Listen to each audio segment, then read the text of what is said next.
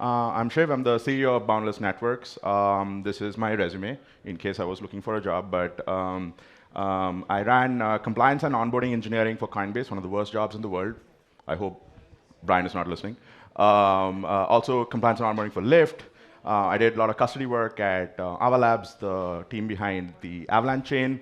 I did some of the original agentic commerce work for Alexa, basically pushing voice shopping. Been an engineering lead. Basically, I've been working in Web 2 and Web 3, building systems, compliance, understanding all of this, and now I work at Boundless Networks. What is Boundless Networks? We invented the ZK VM.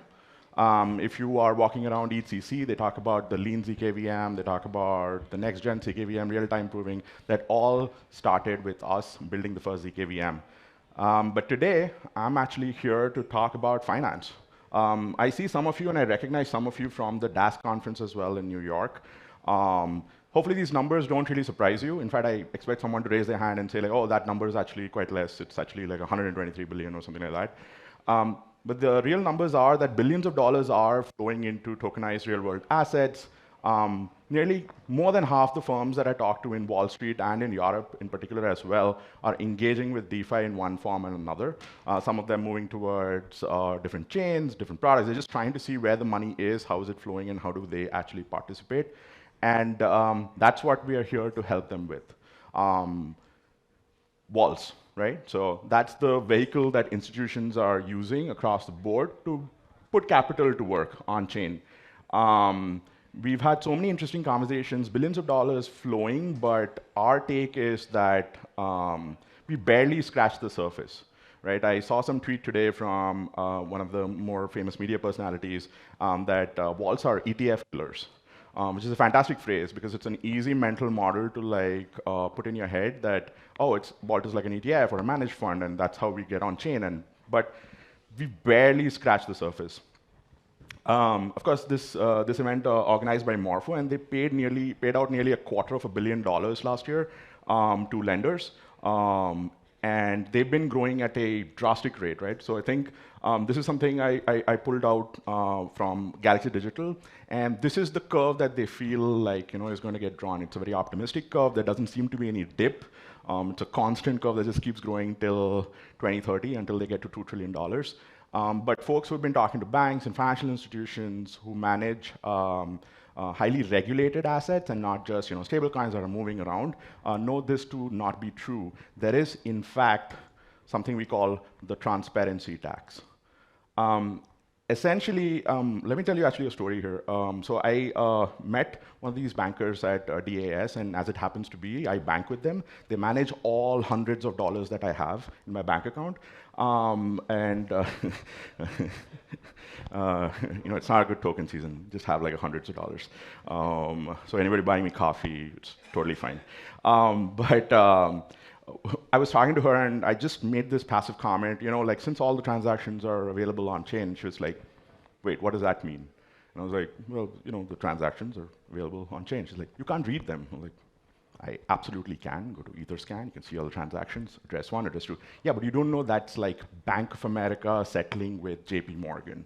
I was like, I absolutely know that's Bank of America settling with JP Morgan. In an age of AI and tools and data analysis, all of this can be mapped out. And this is one of the things that banks realize. The smarter bankers, or the CISOs, the CIOs, the CTOs, know this for sure. A public ledger exposes you to every single thing that happens. Every single public position creates market risks. Every single compliance gap. There's no way to prove that all the compliance rules were followed, and everything that is on chain creates more and more data for people to analyze you. Right? So in case you are building a B2B product where you settle payments between vendors, I've spoken to a large e-commerce setup based in the US that sells me toilet paper, and they have a large number of vendors with whom they want to settle on chain using stable coins, but they're like, hey, I don't want to tell my competitors that this is my annual payout. I don't want people betting on my stock to know this is how much I paid my vendors. They want all of this information. Private, but compliant. They want payroll is a very, very interesting scenario as well. One of the first things that I realized is a classic fit for the Vault architecture. I know this room isn't like particularly enthusiastic about like payrolls. You want to talk more about RWAs, but as it turns out, vaults are extremely useful in like different scenarios.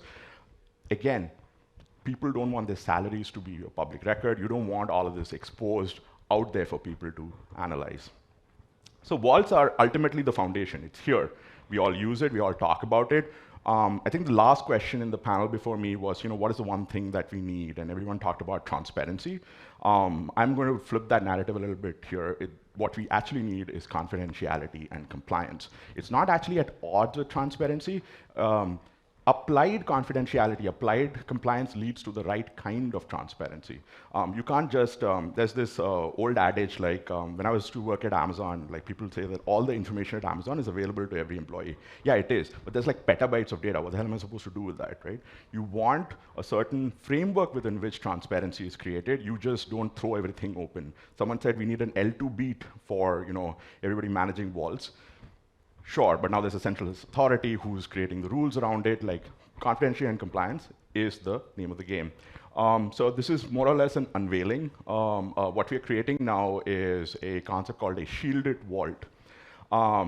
What we essentially did is take the vault that all of you love and use and build on top of and add a compliance and privacy layer on top. Our expertise being in ZK technology, keeping things private, selective disclosure, and all of that.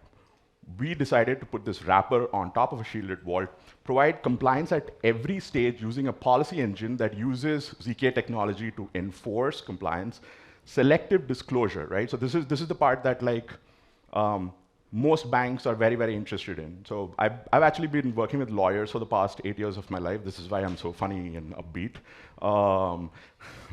Sorry, just a lawyer joke there.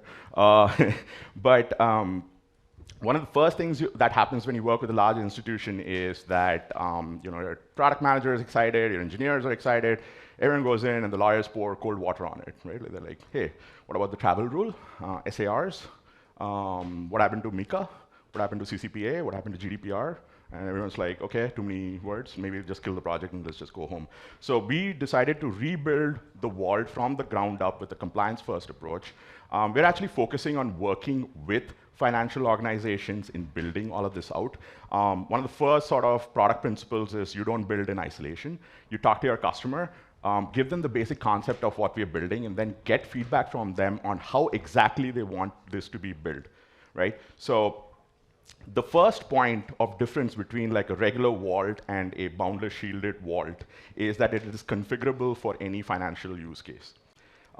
We talk to you about what you want shielded vaults to do for you and build that out. It takes us roughly a day to tune a shielded vault stack to like perform in the way and manner that you want to, and we can have all of this out in a week or so.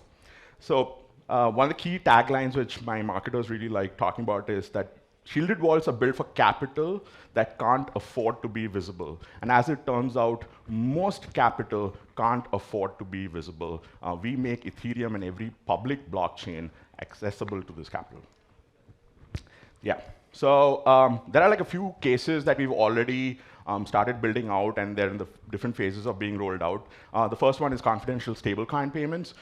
This might be a surprise to a lot of people in the audience that like I'm using a vault as a primitive to like do payments, but when you actually think about it, it's perfect for private payments.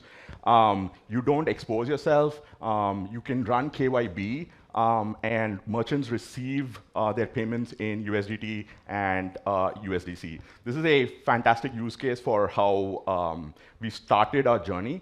And we're seeing incredible traction. Now, the interesting thing is, if you are using a vault to facilitate all of this, it does not preclude including Morpho or their other named competitors in activating yield on these like vaults as well, which creates a new mechanism for people to like manage their finances, which is why we went on to the next set of like customers, which are treasury management. We spoke to some VCs as well as like large treasuries of L1s and so on, who manage huge amounts of money. As much as like this is a down season, most foundations are still doing pretty okay, and they want to like move money around, except they don't want everybody on the planet to see what they're doing with their money as they create more yield and manage their finances better. Again, a completely untouched market with vaults, something that we are opening up for everybody. And of course, the one that everyone here is very, very interested in, which is confidential RWAs. We're working with a very, very well-known bank in designing this product.